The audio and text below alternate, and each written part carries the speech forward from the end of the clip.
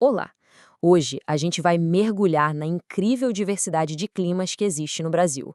É um país tão imenso que, na verdade, parece mais um continente. E aí já começa a nossa grande pergunta. Como é que pode, né? Parece um verdadeiro quebra-cabeça. De um lado, o calor úmido e constante da Amazônia, do outro, um frio que chega até geada e às vezes até neve. Como é que tudo isso cabe dentro de um único país? É o que a gente vai descobrir. Bem, a chave para desvendar esse mistério todo está em dois fatores gigantescos. Primeiro, o tamanho do Brasil, que é continental, e segundo, a sua localização bem ali, abraçando a linha do Equador e descendo pelos trópicos. É essa combinação que prepara o palco para toda essa variedade que a gente vai ver. Então, se preparem porque a nossa análise vai ser uma verdadeira viagem. A gente vai cruzar o Brasil de norte a sul para entender como as 6 grandes zonas climáticas definem não só as paisagens, mas também a vida, a economia e a cultura por aqui. E o nosso ponto de partida é o coração pulsante do Brasil, lá no norte, a imensa e úmida região amazônica, onde reina o clima equatorial. Para a gente ter uma ideia, o clima na Amazônia é tipo um dia que nunca muda. As temperaturas são sempre altas, quase não tem diferença entre o dia mais frio e o mais quente do ano, e chove, chove muito, o tempo todo. Isso, junto com uma umidade no ar que passa fácil dos 80%, cria uma espécie de estufa natural gigantesca. E a consequência direta desse clima é espetacular. É justamente essa combinação implacável de calor e água que alimenta a floresta amazônica. Um ecossistema que é vital não só para o Brasil, mas para o equilíbrio do planeta inteiro. Ok, saindo desse calor constante da Amazônia, a gente avança para a zona climática que domina a maior parte do território brasileiro, o clima tropical. Ele cobre literalmente o coração do país e, como a gente vai ver, ele não é uma coisa só, tem suas variações. Então, a característica principal do clima tropical típico é essa aqui: duas estações muito bem definidas. Mas olha que interessante, o que define elas não é a temperatura, e sim a chuva. O verão é a estação das águas, quente e muito úmida. Já o inverno é bem mais seco. E esse ciclo de chove e para, essa dança das águas, não é só um detalhe. Ela dita o ritmo da vida no Cerrado.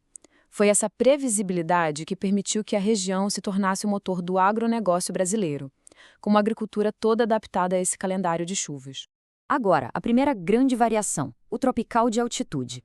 É como se a gente pegasse o clima tropical e subisse uma serra, lá nos planaltos do Sudeste.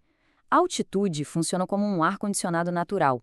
Ela suaviza o calorão e deixa os invernos bem mais frios, a ponto de às vezes ter até geada.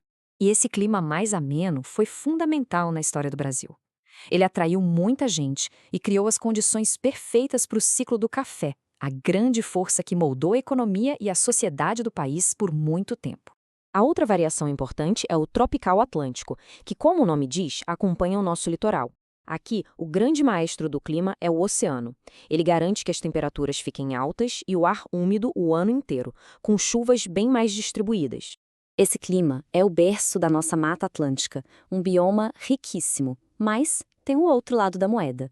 Essa mesma umidade constante, quando encontra o relevo acidentado do litoral, cria um risco enorme para as cidades superpovoadas da costa, o perigo constante de deslizamentos de terra.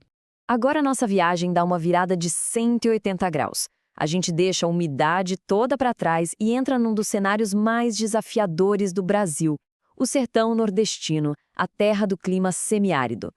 Esse número na tela já diz quase tudo. Menos de 800 milímetros de chuva por ano. Mas o dado mais cruel nem é esse, é a irregularidade. A chuva, quando vem, não tem data certa, o que abre espaço para as longas e devastadoras secas. E essa falta de previsibilidade da chuva teve um impacto social gigantesco. Foi um dos motores históricos da migração de milhões de nordestinos e ajudou a aprofundar as desigualdades regionais que marcam o Brasil até hoje. Para nossa última parada, a gente faz uma travessia simbólica. Vamos para o sul do Trópico de Capricórnio. Chegamos à região sul, onde o clima subtropical nos mostra um Brasil que parece até outro país. É aqui que a gente finalmente encontra as 4 estações do ano bem marcadinhas: verão quente, outono com as folhas caindo, inverno frio de verdade e primavera florida. E é no sul que fenômenos como geada, granizo e até uma nevasca de vez em quando se tornam realidade. E a grande protagonista do inverno sulista é ela, a massa polar atlântica. É essa frente fria que vem lá do polo e avança pelo continente que provoca aquelas quedas bruscas de temperatura e define o inverno rigoroso da região. E esse clima diferente permite o cultivo de produtos que não vingam no resto do país, como as uvas para fazer vinho e o trigo. Isso não define só a economia, não. Ajuda a moldar toda uma identidade cultural muito particular da região sul. Ao final dessa nossa viagem, fica muito claro, né?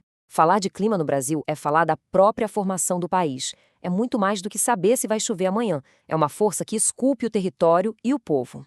Primeiro de tudo, o clima é o grande arquiteto dos nossos biomas. A Amazônia, o Cerrado, a Caatinga, a Mata Atlântica, cada um desses ecossistemas é uma resposta perfeita ao clima de onde ele está. Em segundo lugar, o clima direciona a economia. O agronegócio depende do ritmo das chuvas no centro-oeste. O café achou seu lar nas altitudes do sudeste. O turismo de sol e praia vive ao longo da costa tropical.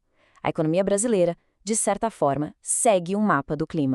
E por fim, o clima também molda a cultura. Ele aparece na comida, nas casas, nos hábitos, no sotaque e na identidade de cada região.